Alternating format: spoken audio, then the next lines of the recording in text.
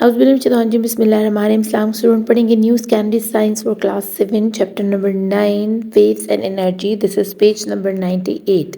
Waves carry energy from one place to another without any matter being transferred. सबसे पहले तो आपने difference सीखना है मेरे से कि मैटर और एनर्जी में क्या फ़र्क है। अगर आपको मैटर और एनर्जी का फ़र्क पता चलेगा then you came to know that how waves work. Everything in the universe is matter और एनर्जी। हमारी दुनिया दो ही चीज़ों से मिलकर बनी है, या तो वो मैटर है हो सकता है या वो एनर्जी हो सकती है। अब मैटर क्या है? मैटर हर वो चीज़ जो कि वज़न रखती है, हम उसको टच कर सकते हैं और वो जगह घेरती है। और एनर्जी क्या है? ये एक बहुत ही लाइट चीज़ है, ठीक है, जो कभी कभी नज़र नहीं आती, ठीक है, और महसूस की जा सकती है, या इसकी मदद से हम मैटर को देख सकते हैं, ठीक है। तो बस यही इसका फ़र्क है। मैटर में अगर आप एग्जांपल्स की बात करें तो एटम, मॉलिक्यूल, सेल्स, सॉलिड चीज़ें, लिक्विड्स, गैसेस और एयर, ठीक है।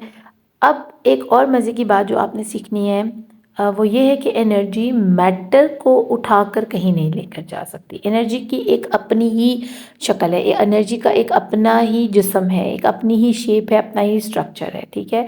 तो वो कभी भी मैटर को उठाकर एक जगह से दूसरी जगह नहीं लेकर जाती, लेकिन एनर्जी मूव कर सकती है, बहुत हाई स्पीड में मूव कर सकती है।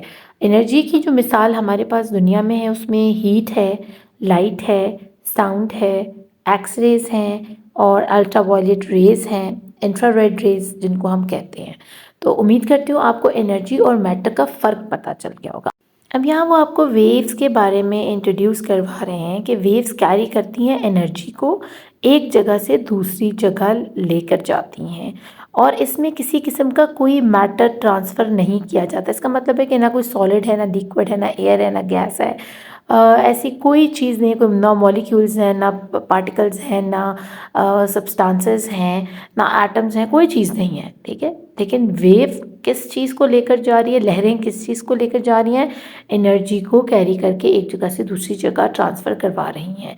There are many types of waves all around us. अब हमारे इर्द गिर्द बहुत सारी वेव्स आपको मिलेंगी, जिनमें वाटर वेव है, साउंड वेव है, लाइट वेव है। तो तीन बड़ी वेव्स आपने जहन में रख लेना। तीन नाम है: water wave, sound and light wave, ठीक है। अब water wave move energy across water.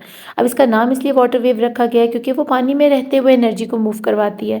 Sound wave का नाम साउंड इसलिए रखा गया क्योंकि वो हवा में रहते हुए वाइब्रेट करवाती है हवा को, और हमारे एयर ड्रम्स के साथ वो जैसे ही टकराती आके हम किसी की आवाज़ को सुन पाते हैं, ठीक है। और लाइट वेव्स जो हैं वो कैरी करवाती हैं लाइट की एनर्जी को, और इसी वजह से वो किसी भी जगह को रोशन कर देती हैं। जैसे बल्ब ऑन करने से बल्ब की रोशनी से जो वेव्स निकलती हैं वो रोशनी को उठाकर, जो वेव्स निकलती हैं वो रोशनी को उठाकर कमरे के आखिरी कोने तक लेकर जाती हैं।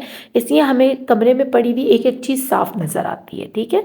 अगर ये वेव्स ना हो तो बल्ब जला भी हो तो हमें कमरे में अंधेरा नज़र आएगा, क्योंकि वेव्स ही उस एनर्जी को उठाकर कमरे के चारों तरफ लेकर जा रही हैं। इसी तरह सूरज की रोशनी को भी वेव्स ही हम तक लेकर आ रही हैं। अदरवाइज़ अगर ये वेव्स ना हो तो सूरज की रोशनी हम तक नहीं पहुंच पाएगी, कि सूरज की रोशनी वहाँ से बस करवा कर स्पेस से हमारे अर्थ के ऊपर नहीं आती। जैसे कि उन्होंने ऊपर बताया कि without any matter being transferred, किसी भी मैटर को ट्रांसफ़र किए बगैर या सूरज को वहाँ से उठाकर ज़मीन पर लाए बगैर हमें सूरज की रोशनी यहाँ तक मिल रही है। और वो कौन हम तक पहुँचा रही है? यही वेव्स। चलिए हम इसको और डिटेल में पढ़ लेते हैं। Waves can B divided into two main groups, और इन दो ग्रुप्स में जो पहला नाम है वो है मैकेनिकल वेव्स और दूसरा है इलेक्ट्रोमैग्नेटिक वेव्स, ठीक है। पहले हमने क्या सादा मिसालें पढ़ी वेव्स की, जिसमें साउंड, वाटर और लाइट वेव थी। अब हम आगे मज़ीद उसकी बड़ी दो टाइप्स पढ़ने लगे हैं, और या ग्रुप्स आप कहते हैं, उनके ग्रुप्स पढ़ रहे हैं, जिनमें मैकेनिकल और इलेक्ट्रोमैग्नेटिक वेव्स आती हैं। अब मैकेनिकल वेव्स क्या होती हैं? Require a medium to travel through. अब उनको कोई ना कोई एक ख़ास ज़रिया चाहिए ट्रैवल करने के लिए, ठीक है। जैसे कि the waves travel when molecules in the medium collide with each other and pass on energy. अब आप वेव ऐसे समझ लें कि आप क्लास में बैठे हुए हैं, ठीक है, और आपके टीचर ने आपको एक पेंसिल पकड़ाई है और कहा है कि ये पेंसिल बिल्कुल सबसे लास्ट चेयर पर जो बच्ची बैठी है उसके हाथ में आपने देनी है, लेकिन अपनी चेयर से नहीं उठना। तो आप क्या करेंगे, आप पास ऑन करना शुरू कर देंगे उस पेंसिल को अपनी बैक सीट के ऊपर, बैक सीट वाला अपनी बैक सीट के ऊपर, और फिर आहिस्ता आहिस्ता एक लहर की शक्ल में वो पेंसिल पहुंच जाएगी लास्ट सीट पर जो इसका ऑनर है, ठीक है ना, उस बच्ची तक वो पहुंच जाएगी। तो हम क्या कह रहे हैं कि एक मीडियम होता है, और इसमें जो मीडियम है उसमें मॉलिक्यूल्स एक दूसरे से टकराते हैं और मैसेज आगे से आगे ट्रांसफ़र करते हैं। जैसे कि आप पानी की रुके हुए पानी के ऊपर कोई पत्थर फेंको तो आपको लहरें दिखना शुरू हो जाती हैं, ठीक है ना, गोल गोल लहरें दूर तक जाना आपको नज़र आती हैं। वो क्या है, वो मैकेनिकल वेव्स है, यानी एक को अगर पत्थर लगा एक मॉलिक्यूल या ऑफ वाटर को, तो उसने उस झटके को अगले मॉलिक्यूल तक पहुंचाया, फिर उसने अगले, फिर उसने अगले, और फिर ये सिलसिला उस वक़्त तक चलता रहेगा जब तक कि उस वेव में मौजूद एनर्जी ख़त्म नहीं हो जाती। यानी आपने अगर छोटा पत्थर फेंका है तो छोटे दायरे बनेंगे, अगर बहुत बड़ा पत्थर फेंका है तो बहुत बड़े दायरे बनेंगे, और बड़ी दूर तक वो दायरे जाएंगे पानी के ऊपर। अब हम किस तरह पता चलाएं कि मैकेनिकल वेव्स कौन कौन सी हो सकती है। तो बच्चों, mechanical waves are water waves, seismic waves, and waves that travel along a spring or the string of a musical instrument। अब इसकी एग्जांपल्स मैकेनिकल वेव्स की हैं, पानी की वेव्स हैं, ठीक है, जब आप पत्थर फेंकते हो पानी में वो गोल गोल दायरे बनते हैं। इसके अलावा सेस्मिक वेव्स हैं जो जलजला आता है, ठीक है, और ऐसी वेव्स जो कि आप जब गिटार वगैरह बजाते हो तो उसकी स्ट्रिंग को जैसे ही आप छेड़ोगे, उसके सुर को, तार को छेड़ोगे, तो वो एक म्यूज़िकल इंस्ट्रूमेंट में एक वाइब्रेशन सी पैदा होती है, वो वेव ऊपर तक जाती है और फिर उसमें से अजीब अजीब धुनें बजती हैं, ठीक है, यानी जो भी धुन वो बजाना चाहते होते हैं। इसके अलावा साउंड वेव भी मैकेनिकल वेव का हिस्सा है, लेकिन बाकी में और साउंड वेव में थोड़ा सा डिफरेंस ये है कि वो जो है ना, बाकी सब ट्रैवल कर सकती हैं एयर में, वाटर में, सॉलिड मटेरियल के अंदर, जितनी भी मैकेनिकल वेव्स हैं, लेकिन साउंड ट्रैवल नहीं कर सकती वैक्यूम जगह के अंदर, जहाँ पर जैसे कि स्पेस है हमारी हमारी जो हम अपने स्ट्रेटोस्फेयर से बिल्कुल ऊपर चले जाएं स्पेस के अंदर, जहाँ हमारे चांद तारे हैं, वहाँ पर हमारी आवाज़ जो है ना, साउंड कैन नॉट ट्रैवल। तो बाकी तो वेव्स ट्रैवल कर जाएंगी लेकिन साउंड ट्रैवल नहीं कर पाएगा। तो आपने ये याद रखना है कि मैकेनिकल वेव्स की कितनी एग्जांपल्स हैं वो याद कर लीजिएगा, ठीक है, और मैकेनिकल वेव्स का आपने ये याद रखना है कि ये ट्रैवल कर सकती हैं थ्रू एयर, वाटर और किसी भी सॉलिड मटेरियल के ज़रिए, ठीक है। अब वेव का जो दूसरा ग्रुप है जिसमें इनको डिवाइड किया गया है वो है इलेक्ट्रोमैग्नेटिक वेव्स। अब इसके बारे में पढ़ते हैं। Are different to mechanical waves in that they do not require a medium to travel through. अब इनका डिफरेंस अगर आपसे पूछा जाए तो मैकेनिकल वेव्स को एक मीडियम चाहिए, कोई रास्ता चाहिए, कोई ज़रिया चाहिए ट्रैवल करने के लिए, लेकिन इलेक्ट्रोमैग्नेटिक वेव्स को किसी किस्म की कोई चीज़ नहीं चाहिए, ना उसको एयर चाहिए, वाटर चाहिए, ना उसको कोई सॉलिड मटेरियल चाहिए जिसके ऊपर वो ट्रैवल करती हुई एक जगह से दूसरी जगह एनर्जी को ट्रांसफ़र कर सके। दूसरा डिफरेंस इसमें ये आ जाता है कि दे can travel through a vacuum. अब ये स्पेस के अंदर भी ट्रैवल कर सकती हैं। अगर आप स्पेसशिप में बैठकर ऊपर स्पेस में चले जाते हो तो वहाँ जाके इलेक्ट्रोमैग्नेटिक वेव्स के ज़रिए कोई एनर्जी एक जगह से दूसरी का ट्रांसफ़र करना चाह रहे हो, so they can help you to transfer that energy because they can travel in vacuum. जबकि जो हमारी मैकेनिकल वेव में साउंड वेव है वो नहीं कर सकती ट्रैवल जो है वैक्यूम के अंदर या स्पेस के अंदर। Electromagnetic waves can be thought of as magnetic waves and electric waves moving together. तो बच्चों, अगर आप इसका नाम गौर से पढ़ें तो आपको यहाँ पर दो चीज़ें मिलेंगी। इलेक्ट्रो मैग्नेटिक, यानी इसमें दो चीज़ें एक साथ इस वेव का हिस्सा हैं। इसमें बरकी वेव भी है और इसमें मकनातीसी वेव भी है, यानी इसमें बिजली और मकनातीस यानी मैग्नेट साथ साथ ट्रैवल कर रहे हैं, दोनों इकट्ठे इस वेव का हिस्सा हैं। तो ये कैसे मुमकिन है कि ये दोनों चीज़ें एक साथ एक वेव के अंदर चल रही हैं? They are produce when molecule atoms and even electrons vibrate when they are given extra energy. Examples of electromagnetic waves are light, microwaves, radio waves and X rays. अब क्या है कि हम बिजली की मदद से मॉलिक्यूल्स को, एटम्स को, इवन इलेक्ट्रॉन्स को वाइब्रेट करवाते हैं, ठीक है, उनको कोलाइड करवाते हैं और वाइब्रेट करवाते हैं, खुद जानकर करवाते हैं। तो फिर हमारे पास इलेक्ट्रोमैग्नेटिक वेव आती हैं, ठीक है, जो हमारी हेल्प करती हैं एनर्जी को एक जगह से दूसरी जगह ट्रांसफ़र कराने में। इसकी सबसे बड़ी मिसाल आपके घर में पड़े हुए माइक्रोवेव्स हैं, ठीक है। उनको माइक्रोवेव क्यों कहा जाता है? क्योंकि उसमें भी हम पीछे से बिजली ऑन करते हैं तभी वो खाना गर्म करता है। उसके अंदर दो वेव्स एक साथ चल रही होती है, एक मैग्नेटिक एक इलेक्ट्रो, ठीक है, और वो हमारे खाने को गर्म कर देती हैं। इसके अलावा हमारे पास जो लाइट्स हैं, हमारे घर में लाइट्स लगी हुई हैं, ये भी इलेक्ट्रोमैग्नेटिक वेव्स हैं। फिर हमारी रेडियो वेव्स जो कि हम उस पर बात कर लेते हैं, उसको वॉकी टॉकी जिसको बुलाते हैं, ठीक है, वो हो गया। या हमारे पास हमारे मोबाइल फ़ोन्स हैं वो हैं। फिर इसके अलावा हमें टावर के ऊपर से जो हम रेडियो पर गाने या बातें सुनते हैं या ख़बरें सुनते हैं वो हैं। इसके अलावा एक्स रेज़ हैं, जब हम डॉक्टर के पास जाते हैं अपना एक्सरे करवाने के लिए, तो वो भी इलेक्ट्रोमैग्नेटिक वेव्स हैं। तो हमने क्या सीखा कि मैकेनिकल वेव्स में और इलेक्ट्रोमैग्नेटिक वेव्स में क्या फ़र्क है। मैकेनिकल वेव्स को मीडियम चाहिए, रास्ता चाहिए, एक ज़रिया चाहिए एनर्जी को मूव करवाने के लिए, लेकिन इलेक्ट्रोमैग्नेटिक वेव्स को ऐसा कोई रास्ता नहीं चाहिए। दूसरी बात, मैकेनिकल वेव्स में मॉलिक्यूल्स जो हैं एनर्जी को पास करने के लिए क्या करते हैं, आपस में कोलाइड करते हैं, ठीक है, टकराते हैं एक दूसरे से। जबकि इलेक्ट्रोमैग्नेटिक वेव्स में जो हम एनर्जी का ट्रांसफ़र करते हैं उसमें हमारे मॉलिक्यूल्स, एटम्स और इलेक्ट्रॉन्स वाइब्रेट करते हैं, ठीक है। तो मैं आपको साथ साथ याद करवा रही हूँ, फिर आपने इनकी एग्जाम्पल्स याद कर लेनी है। चलिए अब बात कर लेते हैं कुछ ट्रांसवर्स और लॉन्गिट्यूडनल वेव्स के बारे में।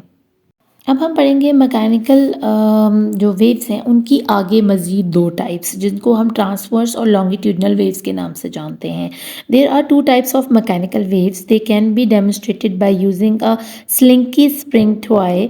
When a coil moves it makes the next coil move a fraction of a second later and so on, producing a moving wave effect। और ये मैं आपको यहाँ पर ये दिखा भी रही हूँ कि ये स्लिंकी स्प्रिंग टॉय हर बच्चे के पास कभी ना कभी ज़रूर हुआ होगा। और ये ट्रांसवर्स और लॉन्गिट्यूडनल वेव्स किस तरह सफ़र करती हैं, ये आपको यहाँ पर सिखाया जा रहा है कि आप एक स्लिंकी पकड़ें, वो स्प्रिंग टॉय होता है, ठीक है। जब उसका एक कॉइल यानी एक चक्कर मूव करता है तो फिर वो मूवमेंट आगे से आगे आगे जाती हुई आपको नज़र आती है। सेम यही टॉय को दिखाया गया है पेज नंबर 99 के ऊपर, कि जैसे ही आपने ज़रा सा उसको साइड टू साइड मूव करवाया यानी ऊपर नीचे मूव करवाया है तो उसके अंदर एक लहर सी बनना शुरू हो गई है, ठीक है। और वो स्लिंकी स्प्रिंग की लहर दूर तक जाएगी इस मूवमेंट को लेके या इस एनर्जी को लेकर जो कि आपने पहले कॉइल के अंदर ट्रांसफ़र की थी। तो कुछ ही सेकंड्स के अंदर ये एनर्जी आपके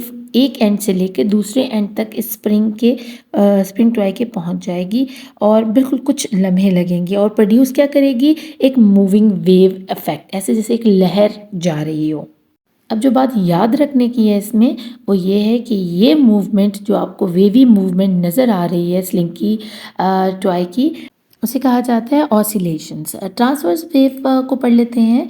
transverse wave have oscillations which are at right angle to the direction of travel from side to side और अप एंड डाउन।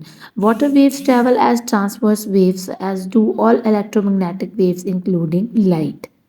अब बड़ी आसानी से आप ट्रांसवर्स वेव की मूवमेंट को देख सकते हैं। आपको मैंने पहले ही बताया, जो वेवी मूवमेंट आपको ऊपर हाथ की नज़र आ रही है, या तो अपना हाथ आप ऊपर नीचे लेके जाएं, जैसे हम हाथ मिलाते हैं किसी से, ठीक है ना, ऊपर नीचे करते हैं, या जब हम हाथ हिलाते हैं किसी को बाय बाय बोलते हैं, ठीक है ना, तो आप साइड टू साइड करेंगे तो भी आपको वेवी मूवमेंट मिलेगी, यही ऑसिलेशन मिलेगी, इसी तरह की वेव मिलेगी। या फिर आप ऊपर नीचे करेंगे तो आपको तब भी यही ऑसिलेशन और डायरेक्शन ऑफ वेव मिलेगी। और ये वेव जो है ना, चाहे आप इलेक्ट्रोमैग्नेटिक वेव की बात करें, लाइट भी इसी तरह ही ट्रैवल करती है, और अगर आप मैकेनिकल वेव की बात करते हैं ना तो वो भी ऐसे ही ट्रैवल करती है जैसे कि वाटर है, ठीक है ना, उसमें वाटर वेव आप मैकेनिकल वेव में एक चीज़ ले लें। तो आपने ये चीज़ सीखी कि या आप ऊपर नीचे हाथ हिलाओ या साइड टू साइड इधर उधर हाथ, लेफ्ट राइट हाथ करो, तब आपको ऑसिलेशंस मूवमेंट यही मिलेंगी। इस मूवमेंट को, इस वेवी मूवमेंट को ऑसिलेशन बुलाया जाता है। आपसे पूछा जाएगा what is oscillation, so then you going to write down that the movement which showing the wave effect is called oscillation movement. अब ट्रांसवर्स वेव जो हैं वो वाटर वेव हो चाहे लाइट हो, दोनों ट्रांसवर्सल वेव की मूवमेंट की तरह ही मूव करती है। और ट्रांसवर्स वेव की मूवमेंट क्या है, यही ऑसिलेशन मूवमेंट, यानी एक वेव जो बन रही है, एक लहर की शक्ल में जाती है ये आगे। दे travel in the form of crest and trough. तो ये दो टर्म्स हैं वेव की जो मैं आपको बता रही हूँ। क्रस्ट होता है ये ऊपर की तरफ कोहान बना हुआ, ठीक है। और जो ट्रफ होता है दैट इज़ ये जो नीचे आप देख रहे हो ना लहर, इसको ट्रफ बुलाया जाता है। तो जब भी एक लहर उठती है तो वो पहले ऊपर की तरफ जाती है, जब वो ऊपर जाएगी तो वो क्रस्ट कहलाएगा, और जब वो नीचे जाएगी तो वो ट्रफ कहलाएगा। अभी बकायदा सेम पेज नंबर 99 पर ये वेव टर्म्स लिखी हुई है, मैं आपको इंशाल्लाह सारी ये टर्म्स सिखा दूंगी। तो क्रस्ट और ट्रफ आपने टर्म सीख ली। जब लहर ऊपर की तरफ जाए तो वो ट्रफ क्रस्ट बनाती है, और जब लहर नीचे की तरफ जाए तो वो ट्रफ बनाती है। तो ये आपने अच्छे से याद रखना है। अब चलें पढ़ लेते हैं लॉन्गिट्यूडनल वेव के बारे में। Longitudinal wave have oscillations which are in the direction of travel backward and forward. Sound waves travel a longitudinal waves.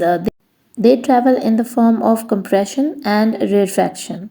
अब लॉन्गिट्यूडनल वेव की जो ऑसिलेशन है या मूवमेंट है वो आगे पीछे होती है, जैसे कि आप देख रहे हैं उसका आगे होना कंप्रेशन और रिफ्रैक्शन कहलाता है, आगे पीछे होना, ठीक है। और इसमें हमारी जो वेव्स हैं जो लॉन्गिट्यूड का हिस्सा है दैट इज़ साउंड वेव, और वो ट्रैवल करती है कंप्रेशन और रिफ्रैक्शन की शक्ल में। जैसे कि आप देख रहे हो स्प्रिंग को वो धकेल रहा है आगे की तरफ और फिर वापस आ रहा है, ठीक है। तो कहीं स्प्रिंग एक जगह इकट्ठा हो रहा है और कहीं थोड़ा सा खुल रहा है। इसी मूवमेंट को, इसी ऑसिलेशन को लॉन्गिट्यूडनल वेव बुलाया जाता है, ठीक है। इसमें वो लहर नहीं बन रही है लेकिन हम आगे पीछे मूव करवा रहे हैं स्लिंग की स्प्रिंग को। और जो हमारी ट्रांसवर्स वेव थी उसके अंदर क्या था कि एक लहर उठ रही थी ऊपर से नीचे, और हम उसको कैसे स्टार्ट करते थे, by moving over hand up down या राइट टू लेफ्ट। लेकिन इसके अंदर हम क्या कर रहे हैं, बैकवर्ड एंड फॉरवर्ड, यानी आगे पीछे कर रहे हैं। तो आपने यही छोटी छोटी बातें जो याद रखनी है। दे travel in the form of compression and refraction, ये आपने याद रखना है कि ये आगे पीछे बैकवर्ड फॉरवर्ड यानी कंप्रेशन बैकवर्ड और रिफ्रैक्शन फॉरवर्ड की तरीके से सफ़र करती हैं। तो मेरे प्यारे बच्चों, मैंने आपके लिए ट्रांसवर्स और लॉन्गिट्यूडनल वेव दोनों आपको दिखा दी हैं। ट्रांसवर्स में वेव्स बन रही हैं और वो ऑसिलेशन जो है वो ट्रांसवर्स ऑसिलेशन है। नीचे लॉन्गिट्यूड ऑसिलेशन आपको मूवमेंट नज़र आ रही है, ठीक है ना। ऑसिलेशन कहते हैं मूवमेंट ऑफ वेव को, ठीक है। तो उम्मीद करती हूँ आपको यहाँ तक बहुत अच्छे समझ आएगी। चलिए अब चलते हैं वेव टर्म की तरफ, ठीक है। और ये टर्म्स आपने इतनी अच्छे से याद करनी है मेरे बच्चों, क्योंकि ये पेपर में आएंगे, आपसे पूछा जाएगा, ठीक है। मे बी इसकी डायग्राम आ जाए या इन टर्म्स की आपसे पॉइंट्स पूछे जा सकते हैं, या ये आपको फिल इन द ब्लैंक्स में आ सकता है, ठीक है। तो आपने इस वाले टॉपिक को बिल्कुल नहीं छोड़ना। जैसे बच्चों हम कोई इस्त्री इस्तेमाल करते हैं, ठीक है ना, हम कपड़े प्रेस करने के लिए, तो उसके कुछ बटन होते हैं, उसका हैंडल होता है, उसका ऊपर ढक्कन लगा हुआ होता है, उसकी तार होती है, ठीक है ना, उसका स्टैंड होता है। तो इसी तरह हमारी इस वेव का कुछ चीज़ें होती हैं जिनके नाम होते हैं, ठीक है। उनको हमें याद करना पड़ता है, उन नामों को हम टर्म्स कह के बुलाते हैं। जैसे कि यहाँ पर आपको एक फ्रोज वेव दिखाई गई है। फ्रोजन टाइम का मतलब है एक वेव को रोक कर थोड़ी देर दिखाया गया है कि उसके कौन से वाले हिस्से को क्या कहा जाता है, ठीक है। इस वेव को रोकने का मकसद आपको उसके एक एक हिस्से के बारे में, उसके नाम बताने के बारे में है, ठीक है। अब वेव लेंथ को देखें तो हमारी एक वेव यहाँ से शुरू होकर यहाँ पर ख़त्म हो रही है, तो एक वेव की लेंथ इसके बराबर होती है, ठीक है। अगर हमने किसी वेव की लेंथ को काउंट करना है तो, या हमने मेजर करना है, तो हम उसके एक ट्रफ से लेकर दूसरे ट्रफ तक उसको मेजर करेंगे, उसको नापेंगे, तो हमें पता चल जाएगा इसकी लेंथ क्या है, क्योंकि सारी वेव्स एक साइज़ की नहीं होती, एक लेंथ की नहीं होती। तो आपको भी इसी तरह की फ्रोजन इन टाइम वेव दे दी जाएगी और आपको कहा जाएगा कि लेबल करें, ठीक है। अगर हम क्रस्ट की बात करें तो मैंने आपको पहले बताया था वेव का जो ऊपर वाला हिस्सा है कुहान की तरह, ऊँट की कुहान की तरह, इसको क्रस्ट बुलाते हैं। जो सेंटर में हमारी लाइन जा रही है ना, ठीक है, ये हमारी जो मिड पोजीशन है जहाँ से हम किसी भी वेव की ऊंचाई, गहराई, उसके वेव लेंथ और उसके एम्पलीट्यूड का पता लगा सकते हैं। तो अगर हमारे पास मिड पोजीशन नहीं होगी ना, फिर हमारे लिए क्रस्ट और ट्रफ का बताना थोड़ा प्रॉब्लमेटिक हो सकता है, ठीक है। चलिए हम चलते हैं ट्रफ की तरफ। क्रस्ट की ऑपोजिट साइड जो होती है, यानी क्रस्ट होता है ऊपर की तरफ और ट्रफ जो होता है वो निचली साइड को बुलाते हैं। यानी वेव का जो निचला हिस्सा होता है जो कि गोल होता है बिल्कुल कुहान की तरह ही ऊँट के, उसको ट्रफ बुलाया जाता है, या वो यू शेप आप कह लें, ठीक है। तो अब आगे चलें एम्पलीट्यूड। अब इस यू शेप का मिड पोजीशन से डिफरेंस या फासला कितना है, उसको हम एम्पलीट्यूड बुलाते हैं, यानी वो मिड पॉइंट से कितनी दूर है। आप ये मिड पॉइंट क्रस्ट में बता सकते हो, इसको ट्रफ में नहीं बताया जाता, क्योंकि जब आपकी वेव पीक पर पहुंचती है ना, सब ऊपर की तरफ, मिड पॉइंट से ऊपर की तरफ जाती है, तो हम वहाँ पर एम्पलीट्यूड शो करवाते हैं कि ये मिड पोजीशन से इतनी ऊपर चली गई है। तो इसको याद करने का बेहतरीन तरीका ये, एक सीधी लाइन खींचिए जिसको मिड पोजीशन बुलाएंगे आप, फिर आप सबसे पहले वेव लेंथ बताएं, एक ये जो वेव है वो बना लें, ठीक है ना, उसके ऊपर फिर वेव लेंथ बताएं, फिर ये क्रस्ट बताएं, फिर ट्रफ बताएं, और फिर इस क्रस्ट और ट्रफ के अंदर मिड पॉइंट से इनकी दूरी एम्पलीट्यूड के तौर पर शो करवा दें। अब इस मिड पोजीशन को रेस्ट पॉइंट भी कहा जाता है, जहाँ पर वेव सांस लेती है थोड़ी देर रुक के, यानी यहाँ आकर सांस लेती है, फिर नीचे की तरफ जाती है और फिर सांस लेकर ऊपर की तरफ जाती है, ठीक है। तो इसको रेस्टिंग पॉइंट भी कहा जाता है, जो मिड पोजीशन है, जो स्ट्रेट लाइन आपको नज़र आ रही है। चलिए अब डिस्क्राइब कर लेते हैं इन वेव्स की इन टर्म्स को थोड़ा सा। Crust, the highest point of wave, the portion above the mid position. जैसे मैंने आपको पीछे समझाया कि स्ट्रेट लाइन जो मिड पोजीशन है उससे ऊपर जितना भी वेव उठेगी उसको हम क्रस्ट बुलाएंगे, और ट्रफ बुलाएंगे the lowest point of wave, portion below the mid position, और मिड पोजीशन से जितनी वेव नीचे की तरफ को जाएगी उसको ट्रफ बुलाया जाएगा। एम्पलीट्यूड जो है वो डिस्टेंस होगा आपके मिड पॉइंट से उस पीक क्रस्ट तक की वेव का, ठीक है, जो कि वेव जितना ऊपर तक गई है ना मिड पॉइंट से, रेस्टिंग पॉइंट से, उससे कितना फासला है, यानी वो स्ट्रेट लाइन से कितना ऊपर तक पीक पर गई है। अब वेवलेंथ की बात कर लेते हैं। Distance between two adjacent crash और टू कॉन्जिक्यूटिव ट्रफ्स। अब ये दो ट्रफ्स या दो क्रस के दरमियान का जो फासला है ना, उसको हम वेवलेंथ बुलाते हैं। मैं पीछे आपको डिटेल बता कर आई हूँ, जिसने नहीं देखा काइंडली वो थोड़ा सा पीछे जाए और दोबारा से वेवलेंथ वाला मेरे वो लेक्चर सुन लें। फ्रीक्वेंसी क्या होती है? द नंबर ऑफ वेव्स पर सेकेंड, यानी वेव कितनी दफ़ा ऊपर गई और नीचे आई उसको काउंट किया जाता है, ठीक है। तो हम उसको मेजर करते हैं हज़ार हर्ट्ज़ की शक्ल में, ठीक है। एच जेड लिखते हैं, यानी 1 एच जेड इक्वल होता है 1 वेव पर सेकेंड के। अगर 2 होगा तो 2 वेव पर सेकेंड। तो इसी तरह हम उसको शॉर्ट फॉर्म हर्ट्ज़ को एच जी बुलाया जाता है, और ये फ्रीक्वेंसी होती है कि एक सेकेंड में कितनी दफ़ा कितनी वेव्स आई हैं। एक वेव गई है पूरी, या 2 वेव्स गई हैं, या 3 वेव्स गई हैं, ठीक है। टाइम पीरियड क्या है? The time between one wave and the next. अब फिर वो चेक करते हैं कि पहली और दूसरी वेव के दरमियान कितना फासला है, वो कितनी देर में एक वेव के बाद दूसरी वेव पहुंची, जल्दी पहुंची है या देर से पहुंची है। For example, if 4 waves pass in 1 second, the time period is 1/4 और 0.25 सेकेंड। यानी अगर एक सेकेंड के अंदर 4 वेव्स क्रॉस कर रही हैं तो हम उसको कहेंगे 1/4 या 1/4 या 0.25 seconds. From frequency and time period, it is deduced that both are reciprocal of each other. अगर आपने पता लगाना है कि फ्रीक्वेंसी क्या है और या टाइम पीरियड क्या है, तो आप रेसिप्रोकल कर सकते हैं, डिड्यूस करते हैं हम उनको, एक दूसरे का ही वो एक दूसरे से ही डिवाइड हो जाते हैं, ठीक है ना। रेसिप्रोकल में हम क्या करते हैं कि हम ऊपर वाली स्टेट उसको वैल्यू को उठा के नीचे ले आते हैं और नीचे वाली को ऊपर ले जाते हैं।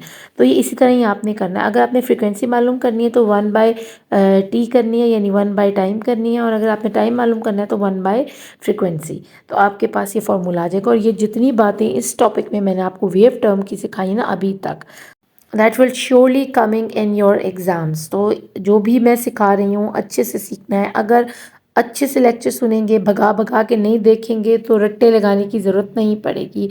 आप लोगों के लिए मेहनत करती हूँ, इतनी वीडियोस बनाकर डालती हूँ ताकि एक एक कॉन्सेप्ट को क्लियर कर सकूँ।